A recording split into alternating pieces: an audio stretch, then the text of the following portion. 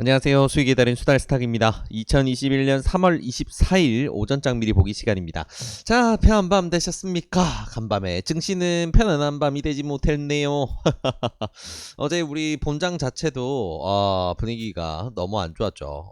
아침에 굉장히 강한 분위기까지 만들었는데 그 흐름을 이제 쭉 올려놓고 이어가지를 못하고 하루 종일 그냥 빼버렸습니다. 하루 종일. 그래서 하락 미끄럼틀을 태워버리면서 결국은 코스피가 거의 1% 근처까지 올랐던 게 결론적으로는 마이너스 1%로 마무리가 되는 이런 상황이 되었네요. 그래서 또다시 3천선이 깨지냐 어쩌냐 이런 이제 위협을 받는 구간까지 내려왔는데 일단 국내 증시 같은 경우에는 지금 특히나 코스피 수급이 너무 안 좋습니다. 그래서 이번에 3천선을 지키는 건 사실 어렵다고 봐야 될 것 같고요.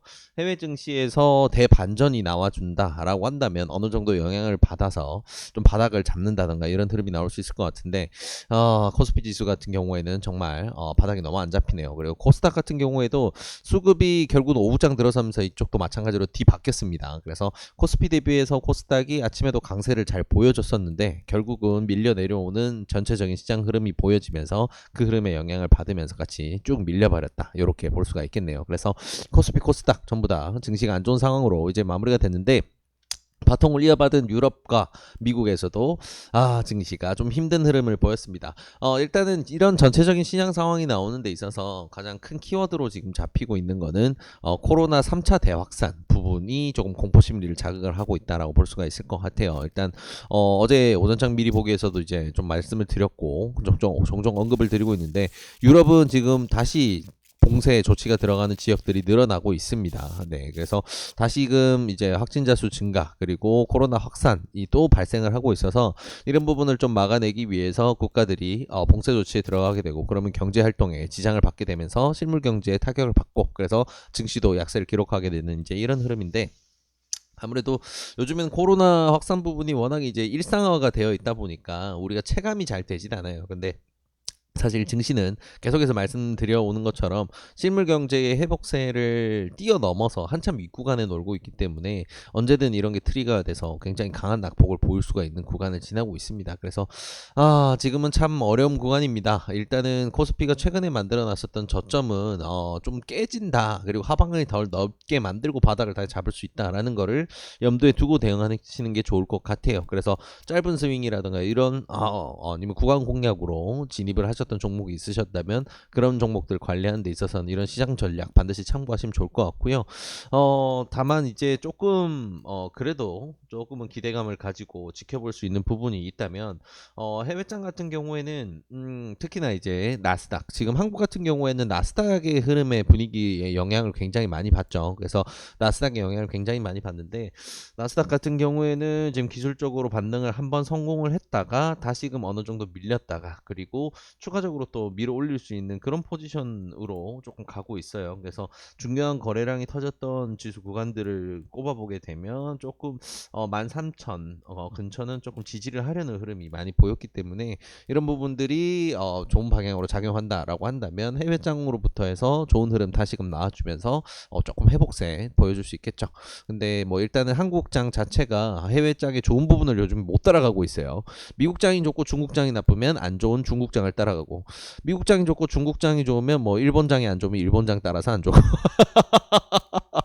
이런 흐름이 계속 나오다 보니까 한국장이 참 쉽지가 않은 상황이죠. 네, 그래서 이런 부분을 생각을 할 때 미국장이라든가 해외장이 해외 주요장들이 조금 반등을 멋지게 만약에 가파르게 해버린다 그러면 그런 가파른 상승폭을 좀 못 따라갈 여지도 열려 있어요. 수급이 워낙 안 좋기 때문에. 그래서 바닥을 예측을 한다든가 아니면 지수의 지지선을 예상을 하실 때는 조금 보수적으로 생각하시는 게 좋다. 지금은 하방을 더 넓게 열어두고 대응하시는 게 좋다라는 거 참고하시면 좋을 것 같습니다. 자, 그래서 일단 지수 상황들은 이렇게 시장 상황은 이렇게 정리해 보면 될 것 같고요. 중요한 뉴스들 3개만 정리해 보도록 할게요. 자, 좀 전에 언급드렸던 부분입니다. 지금 이제 시장에 큰 충격을 보고 있는 부분은 코로나 3차 유행 부분이 굉장히 큰 영향을 미치고 있는데 유럽발 리스크가 굉장히 큽니다. 유럽 같은 경우에는 아무래도 좀 전체적으로 이제 연령대가 높은 인구들이 많다 보니까 아무래도 코로나 재확산에 대해서 사망률도 상대적으로 좀 더 높게 나오는 경향이 영향이 있고 그러다 보니까 민감하게 반응을 하죠. 그래서 다시 확산세가 좀 확대가 된다라는 부분이 보이자 다시 이제 정부 차원에서 재봉쇄에 좀 봉쇄 조치에 들어가는 이런 부분이 들어갔고, 그러다 보니까 이런 경제 활동이 침해를 받고 경제 활동이 저해된다라는 부분이 더해지다 보니까 유가가 떡락을 하는 이제 이런 상황이 났죠. 최근에 유가가 계속 고가 랠리를 하고 있었습니다. 거의 이제 70불을 뚫어서 달리냐 이제 이런 분위기까지 가고 있었었는데 60불 후반대 67불을 넘게까지 한번 올린 다음부터는 이제 슬금슬금 다시 밀리고 있다가 이번에 최근 구간에 강한 낙폭 기록하면서 결국은 57불까지 쭉 밀려버렸죠. 그래서 그런 것도 생각해보면 우리가 코로나 때 생각을 해보게 되면, 코로나 1차 확산 때 생각해보게 되면 선물 시장에서 초유의 사태가 발생을 했었죠. 국제유가가 마이너스로 가는 국제유가 선물이 마이너스로 가는 시기도 있었습니다. 그만큼 이게 엄청난 낙폭과 엄청난 상승폭 이렇게 이제 놀라운 흐름을 보여줬는데, 자, 이런 흐름이 지금 이제 반대로 다시 꺾여서 내려가는 흐름이 된다라고 한다면 이건 증시에도 어느 정도 영향을 미칠 수 있는 부분이거든요. 그래서 너무 급락하는 이런 원자재 흐름은 아무래도 증시의 위험 자산 선호를 꺾어버릴 수가 있기 때문에 악영향을 미친다라는 거 참고하시면 좋을 것 같고, 원유 흐름은 지금 당분간은 좀 내려 꽂는 흐름이 이어질 가능성이 굉장히 높기 때문에 좀 조심해서 지켜봐야 된다라고 보시면 좋을 것 같습니다. 자, 그리고요. 한국의 조선. 작년에 이제 코로나로 이슈가 터졌을 때 가장 많은 낙폭을 기록했던 섹터 중에 하나기도 하고요.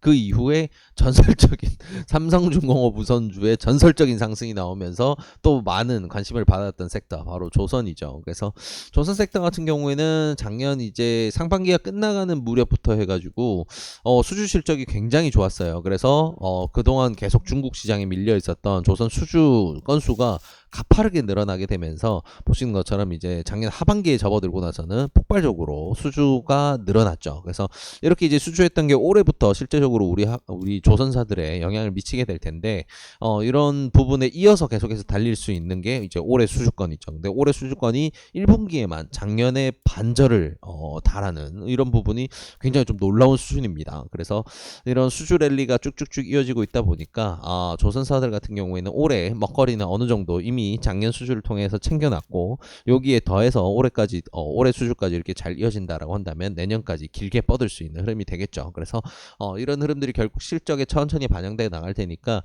이런 이제 뭐 가치주라고 봐야 되겠죠. 네, 구조적으로 아니면 이제 쌓아놓은 실적으로 인해서 계속해서 실적이 상승이 될 수밖에 없는 걸 우리가 보면서 가는 거, 이런 부분이 더해진다라고 한다면 조선 섹터 굉장히 좋은 흐름 장기적으로 기대할 수 있을 것 같습니다. 그래서 조선 섹터는 굉장히 매력적이구나.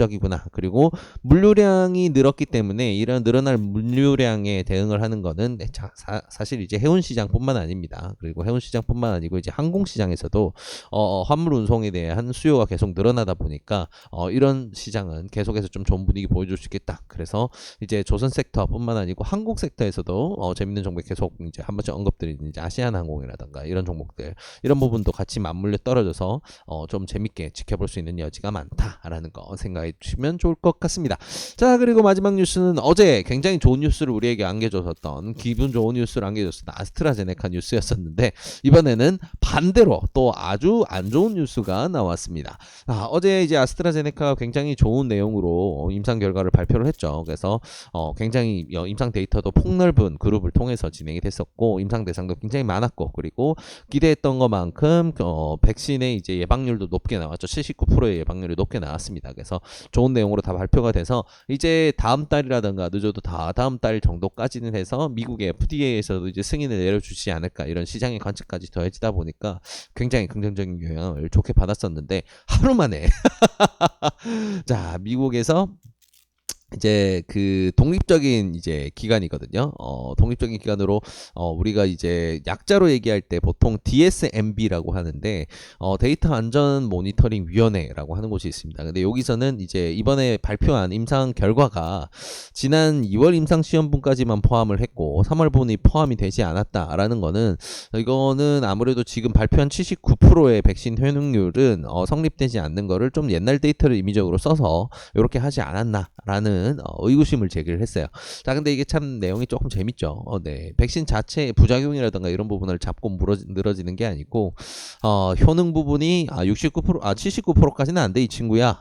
너네 2월분까지만 포함하고 3월분은 의도적으로 포함하지 않아서 너네 유리한 데이터로 뽑았잖아. 라는 이야기를 하는데, 이래서 제약 카르텔이 무섭습니다. 지금 미국 같은 경우에는 화이자와 모더나가 있죠. 화이자와 모더나를 통해서 제약사들이 굉장히 큰 수익을 제대로 된 수익을 뽑아먹기 전까지는 미국은 아스트라제네카라든가 타국의 백신은 받아들일 생각이 없는 것 같습니다. 네, 그래서 아무래도 일각에서는 이런 이제 행정 처리를 하는 기관과 이런 모니터링 기관이 보통은 다 일반적으로는 다 같은 견해로 내세우고 그런 내용을 바탕으로 해서 발표를 하게 되는데, 한쪽의 내용과 다르게 이제 이런 모니터링 기관에서는 반대 의견을 내놓는다, 이런 경우는 정말 없는 사례죠. 그래서 이런 부분들은 사실 이제 내용면을 살펴보게 되더라도 좀 그런 부분이 있구나. 미국에서는 지금 화이자와 모더나를 밀기 위해서 어느 정도 밀어주기 그리고 트집 잡기가 좀 진행될 수 있는 부분이구나. 그래서 미국에서 아스트라제네카를 상반기 내에 좀 승인을 내려줄 가능성은 그렇게 높지 않겠구나를 염두에 두고 관련주들을 지켜보시면 좋을 것 같습니다. 자, 그래서 이제 시장 상황과 주요 뉴스들을 이렇게 정리를 해봤는데요. 이 내용들 바탕으로 해서 오늘도 좋은 결과 있으시길 바라겠습니다. 이 영상이 도움이 되셨다면 구독과 좋아요를 통해서 저희 수달스탁을 응원해 주시기 바랍니다. 감사합니다.